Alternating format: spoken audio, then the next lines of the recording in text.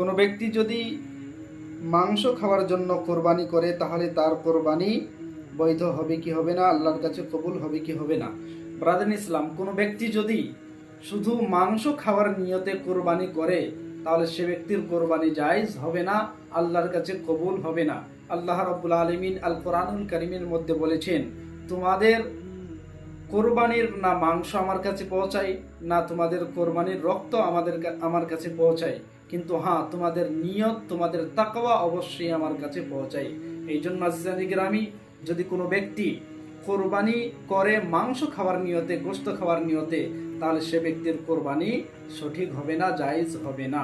শুধু এটাই না, যদি তিনি এমন পশু কোরবানি করেছেন যার মধ্যে আরো কোনো অন্য ব্যক্তি অংশীদার হয়ে আছেন, যেমন ধরে রাখুন গরু কোরবানি করেছেন, সেখানে আরো অন্য 6 জন ব্যক্তি অংশীদার হয়ে আছেন, তাহলে সেই 7 জনের মধ্যে একজন যদি মাংস খাওয়ার নিয়তে কোরবানি করে তাহলে 7 জনেরই কোরবানি অবৈধ হয়ে যাবে, জায়েজ হবে না, 7 জনেরই কোরবানি বাতিল হয়ে যাবে।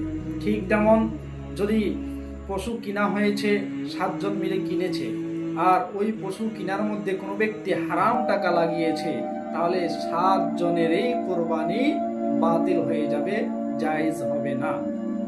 ঠিক তেমনি যদি কোনো ব্যক্তি 7 জন মিলে কোনো একটা পশু কোরবানি করেছে এবং সেই কোরবানির মধ্যে কোনো এমন বান্দা, কোনো এমন ব্যক্তি শামিল হয়েছে, অংশীদার হয়েছেন যার আকীদা খারাপ আছে, ঈমান খারাপ আছে, আকীদার মধ্যে ত্রুটি আছে, তাহলে এমন কোন বান্দা যদি সেই 7 জনের অন্তর্ভুক্ত হয়ে থাকে তাহলে 7 জনেরই কোরবানি বাতিল হয়ে যাবে। এই জন্য যখন আপনি কোরবানি